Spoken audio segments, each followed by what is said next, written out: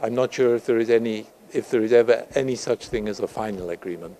I'm also not sure about any time soon. If the agreement is a real agreement that's going to stick, that's going to be a lasting basis for peace, then I think it's not just the leaders that have to agree. I think that it's the populations as a whole have to agree. What are the possibilities for that? That's very difficult for me to estimate because I don't live in either Serbia or Kosovo. I think any agreement ought to, what everybody wants in the region is stability and a kind of clarity about the future. You cannot continually change borders. People need to know which state they're born in, which state they belong in. So it's very important that if there is an agreement on adjustment of borders, that everybody understands it, that there's a strong majority in favor of it, and everybody knows that it's going to stick.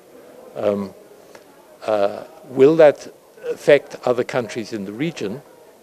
My own view is that there's no reason why it should. Lots of countries have problems, but I think they're all different. I think that I start from the conviction that two countries who have been in conflict with each other, talking seriously about resolving the problems is a good thing. Reaching real agreement about them is even better. But I think that there needs also, because the region is a small region, there needs also to be consultation with neighbors as well. You see, at the moment what we're talking about is an idea. We don't actually know what the idea is. I don't think you can ask governments to support it unless it's a more concrete proposal than just the possibility of doing this. I think everybody needs to know the details. I mean, it's not just about the question of where, it's about the question of consultation of local population, it's about the conditions of respect for the rights and customs of minorities. So the question is really about the EU member states, and each of those, there are 5 who don't recognize Kosovo at the moment. They all seem to have slightly different reasons.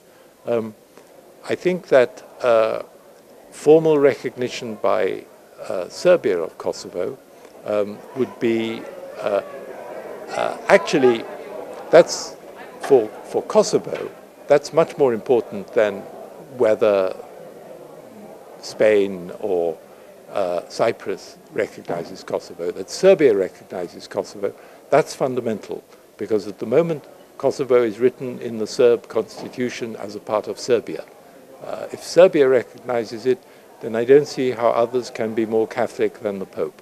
I think that almost all the agreements reached in the first part of the dialogue, the so-called technical dialogue, I think that they have almost all been implemented now.